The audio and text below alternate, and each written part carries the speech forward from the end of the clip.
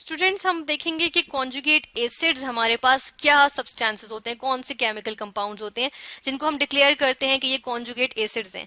ये हम जो है वो Lowry Bronsted acid and base concept, यानी कि हम यहाँ पे मेंशन कर लेते हैं कि Lowry Bronsted acids and bases concept जो होता है हमारे पास, हम उसी की बेसिस पे या उसी में हम बात करते हैं। ठीक है, एसिड्स एंड बेसिस। ठीक है, इन्हीं जो Lowry Bronsted acid and bases का जो कंसेप्ट है, हम उसी में बात करते हैं कॉन्जुगेट एसिड्स और बेसिस की।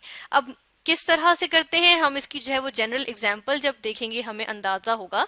तो हम देखते हैं कि हमारे पास मौजूद था ये एक सब केमिकल कंपाउंड था। ठीक है, इसने क्या किया, वाटर से इंटरेक्शन किया, हमारे पास क्या हुआ, हमारे पास जो है वो एक रिवर्सिबल रिएक्शन हुआ। ठीक है, ये रिवर्सिबल रिएक्शन हुआ और हमारे पास जो है वो हाइड्रोनियम आयंस बन गए। ठीक है, और क्या चीज बन गई, और हमारे पास ये जो ए था, यानी ए हमारे पास कोई भी एक फर्जी एलिमेंट था। ठीक है, हम सपोज करें कोई एक एलिमेंट ए, तो इसका जो है वो A9 या नेगेटिवली चार्ज आयन बन गया। ठीक है ना, अब क्या हुआ, हम देख रहे हैं कि ये हमारे पास एक्वस फॉर्म में है, ये लिक्विड में है, ये भी एक्वस में आया और ये भी हमारे पास जो है वो एक्वस में आया। ठीक है, अब क्या देख रहे हैं हम इसमें से बता सकते हैं कि हमने कहा था कि इसके ऑक्सीजन के जो लोन पेयर्स होंगे, यहाँ पे जो लोन पेयर्स इसके होंगे वो अटैक करेंगे इस partially positively charged hydrogen ion पे, और ये हमारे पास पार्शली नेगेटिवली चार्ज जो है वो A9 बन जाएगा इसका, और ऑक्सीजन के लोन पेयर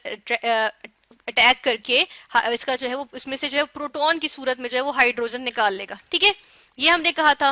फिर क्या होगा कि प्रोटॉन जो है वो ऐड हो गया वाटर के अंदर, तो हमारे पास दो कंसेप्ट आ गए कि लॉरी ब्रॉन्स्टेड एसिड और बेस का कंसेप्ट है।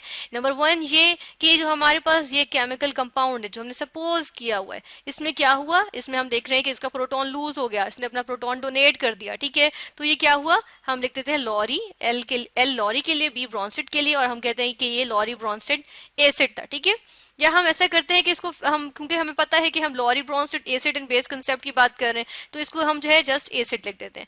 फिर हम ये देख रहे हैं कि वाटर ने क्या किया है कि वाटर ने जो है वो इस प्रोटॉन को जो है वो लिया है, तो वाटर क्या हुआ, लॉरी ब्रॉन्स्टेड कंसेप्ट के अकॉर्डिंग बेस हुई, क्योंकि ये प्रोटॉन एक्सेप्टर है। ठीक है, तो ये हमारे पास लॉरी ब्रॉन्स्टेड बेस आ गई। हम ये देख रहे हैं कि एक स्पीशी बन रही है हमारे पास यहाँ पे, जो किस तरह से बन रही है कि जो हमारे पास जो यहाँ पे बेस थी, जो लॉरी ब्रॉन्स्टेड बेस थी हमारे पास, जब उसने प्रोटॉन गेन किया तो हमारे पास एक स्पीशी बन गई। ठीक है, और वो स्पीशी क्या थी, वो हमारे पास ये बन रही है, ये जो हमारे पास हाइड्रोनियम आयन बना है। ठीक है, और इसमें क्या है, इसने एक प्रोटॉन एक्सेप्ट किया हुआ है। ठीक है, इसके पास एक प्रोटॉन मौजूद है, एक्स्ट्रा प्रोटॉन, इसके अंदर एक एक्स्ट्रा नहीं, इसके अंदर एक प्रोटॉन आके इसमें शामिल हो गया है। तो हम देख रहे हैं कि इसको हम जो है वो नाम देते हैं कॉन्जुगेट एसिड का। ठीक है, ये हमारे पास होता है कॉन्जुगेट एसिड। ठीक है, अब हम देखते हैं कि इसको कॉन्जुगेट एसिड क्यों कहा जाता है। इसको कॉन्जुगेट एसिड इस वजह से कहते हैं क्योंकि हम देख रहे हैं कि इसमें क्या हुआ, इसमें जो है वो बेस का जो है कॉन्जुगेट एसिड है, और हम साथ में ये भी लिख देते हैं कि conjugate acid of the base. ठीक है, of base, conjugate acid of base. ठीक है, ये यानी कि वाटर का जो है वो कॉन्जुगेट एसिड है। किस वजह से, क्योंकि अब जो अगर रिवर्स रिएक्शन हो, ठीक है ना, अब अगर इस स्टेप पे रिवर्स रिएक्शन हो तो ये जो हाइड्रोनियम आयन या हाइड्रेटेड प्रोटॉन है, ये जो है उस प्रोटॉन को लूज कर सकता है और वापस वाटर बना सकता है, यानी कि वापस बेस बन सकती है। हम कह रहे हैं रिवर्सिबल रिएक्शन है, ठीक है ना, तो ये भी तो पॉसिबिलिटी है कि बैक जाएगा, तो क्या करेगा, यही जो स्पीशी है वो अपना प्रोटॉन को लूज कर देगी और क्या बना लेगी, वो जो है वो वाटर बना लेगी दोबारा। ठीक है, तो इसलिए हम कह रहे हैं कि ये वाटर ही कॉन्जुगेट एसिड है। और कॉन्जुगेट एसिड ही क्यों कहा हमने, एसिड इसलिए कहा क्योंकि जब इसका रिवर्सिबल रिएक्शन होगा तो क्या होगा, प्रोटॉन लूज होगा, तो इस वजह से ये कॉन्जुगेट एसिड हुआ। ठीक है, और किसका, वाटर का, क्योंकि वाटर से ही ये बना है और वापस जो है वो वाटर ही बनाएगा ये। ठीक है, तो ये हमारे पास कहलाते हैं कॉन्जुगेट एसिड्स। अब इसी एग्जांपल भी हम देख लेते हैं। इसकी एग्जांपल में हम बात करेंगे हाइड्रोक्लोरिक एसिड की, ठीक है। हाइड्रोक्लोरिक एसिड की बात करते हैं कि हाइड्रोक्लोरिक एसिड था हमारे पास एक्वस फॉर्म में, ठीक है, और क्या हुआ, इसका वाटर से इंटरेक्शन हुआ, वाटर में जब इसका इंटरेक्शन हुआ, रिवर्सिबल रिएक्शन सामने आता है हमारे, और हम देखते हैं कि क्या चीज बन रही है, यहाँ पे हमारे पास बन रहा है हाइड्रोनियम आयन, ठीक है। और सेम रिएक्शन है ये, बिल्कुल ऊपर वाले की तरह, बिल्कुल ऊपर वाले रिएक्शन की तरह हमारे पास जो है वो हमारे पास एक जनरल रिएक्शन हमने लिखा था, एक जनरल इक्वेशन लिखी थी। अब नीचे हम जो है वो एक स्पेसिफाइड हाइड्रोक्लोरिक एसिड को लेके कर रहे हैं, ठीक है। तो हम देख रहे हैं कि हमारे पास क्या चीज बन रही है, हमारे पास जो है वो हाइड्रोनियम आयन बन रहा है, ठीक है। और क्या चीज बन रही है, क्लोराइड आयन बन रहा है, ठीक है। ये हमारे पास इक्वेशन आ गई। अब इस इक्वेशन में हम देख रहे हैं कि HCl हमारे पास जो है वो अपने प्रोटॉन को डोनेट कर रहा है, किसको, ये प्रोटॉन जो है वो डोनेट हो गया किसको, वाटर को, ठीक है। तो हम देख रहे हैं हाइड्रोनियम आयन बन रहा है, यानी कि HCl हमारे पास क्या हो गया, लॉरी ब्रोंस्टेड एसिड। वाटर हमारे पास क्या हो गया, हम इसने जो है वो प्रोटॉन एक्सेप्ट किया, यानी प्रोटॉन एक्सेप्टर है, तो ये क्या हुई, लॉरी ब्रोंस्टेड बेस, ठीक है। और तीसरी चीज हम यहाँ पे जो मेंशन करेंगे कि अब हमारे पास वाटर ने एक्सेप्ट किया और क्या चीज बना ली है, इसने जो है वो हाइड्रोनियम आयन या हाइड्रेटेड प्रोटॉन बनाया है।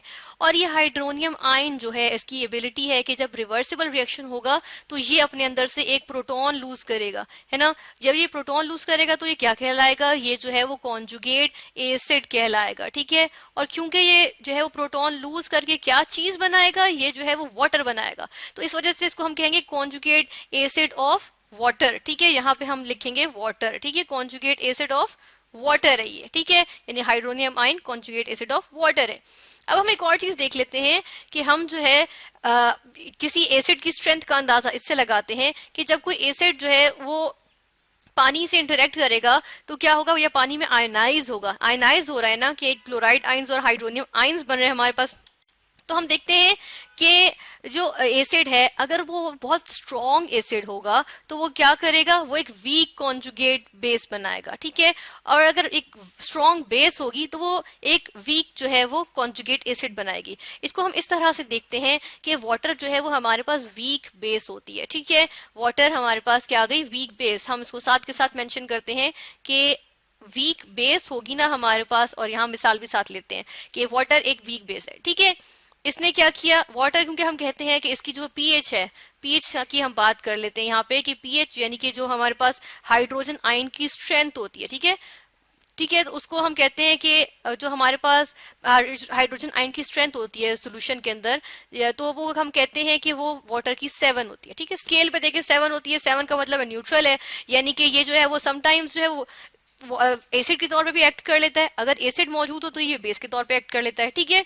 तो हम देख रहे हैं कि वाटर एक वीक बेस के तौर पे एक्ट कर रहा है, ठीक है। और वीक बेस जो होती है वो क्या करेगी, वो जो है वो कोशिश करेगी कि वो वाटर में जाके जो है वो जो है वो सोल्यूशन की फॉर्म में जब होगा, यानी कि जब एक स्ट्रॉन्ग एसिड इधर आएगा तो वो जो है वो इस फॉर्म में रहना पसंद नहीं करेगी। यानी कि हम देखते हैं कि वाटर जो है वो वीक बेस है तो वो वाटर की फॉर्म में ही रहना ज्यादा पसंद करेगा। और अगर वो जो है वो हाइड्रोनियम आयन जो है वो बना रहा है तो हाइड्रोनियम आयन इतना स्ट्रॉन्ग जो है वो कॉन्जुगेट एसिड होगा कि वो जो है वो कोशिश करेगा। अब स्ट्रॉन्ग कॉन्जुगेट एसिड होने का मतलब क्या होगा कि वो कोशिश करेगा कि वो अपना प्रोटॉन फटाफट लूज करे, ठीक है। जब स्ट्रॉन्ग एसिड होता है तो वो कोशिश करता है फटाफट अपना प्रोटॉन लूज करे। तो हम देख रहे हैं रिवर्सिबल रिएक्शन में जो कॉन्जुगेट एसिड होगा वाटर का, वो कोशिश करेगा कि वो फटाफट अपना जो है प्रोटॉन लूज कर दे, ठीक है। तो ये हमारे पास हम देखते हैं कि हमारे पास जो ये वीक बेस होगी वो क्या करेगी, उसकी कोशिश होगी कि वो फटाफट जो है वो उसका कॉन्जुगेट एसिड जो है वो फटाफट प्रोटॉन लूज कर दे। तो इसलिए जो उसका कॉन्जुगेट एसिड होगा वो स्ट्रॉन्ग होगा। तो हम कहते हैं कि स्ट्रॉन्ग कॉन्जुगेट एसिड, ठीक है, स्ट्रॉन्ग कॉन्जुगेट एसिड आ गया हमारे पास, ठीक है। इसके अलावा अगर हमने ये देखना होगा कॉन्जुगेट एसिड कौन सा होता है, हमारे पास ये दो चीजें बन रही हैं, तो उसके जो है वो इसकी निशानी या इसकी आइडेंटिफिकेशन हम इस तरह से करते हैं कि हम देख रहे हैं कि वाटर है, उसने जो है वो प्रोटॉन लिया है ना, तो इसका मतलब है कि कॉन्जुगेट एसिड इसी का होगा। और क्योंकि अब हम देखेंगे कि वाटर तब्दील होके जो है वो एक चीज बना रहा है, फिर हम जो है वो रिएक्टेंट साइड पे आएंगे और इसमें हम देखेंगे कि हमारे पास जो है यहाँ पे क्या चीज हो रही है, हमारे पास यहाँ पे जो है वो हाइड्रोनियम आयन बन रहा है। अब ये हाइड्रोनियम आयन जो है, क्योंकि ये प्रोटॉन लूज करेगा, क्लोराइड आयन में तो ताकत नहीं है कि वो कहाँ से प्रोटॉन लूज करेगा, तो इसलिए हाइड्रोनियम आयन जो है इस वो कॉन्जुगेट एसिड है, क्योंकि अगर रिवर्सिबल रिएक्शन गया तो ये अपना प्रोटॉन जो है वो लूज करेगा, ठीक है। इसके अलावा हम देखते हैं कि हमारे पास जो है वो बेस और कॉन्जुगेट एसिड का जो है वो एक पेयर बना हुआ होता है, ठीक है। ये हमारे पास जो है वो एक पेयर आ जाता है कॉन्जुगेट एसिड का, ठीक है। तो हमने देखा कि हमारे पास कॉन्जुगेट एसिड्स जो है वो क्या होते हैं।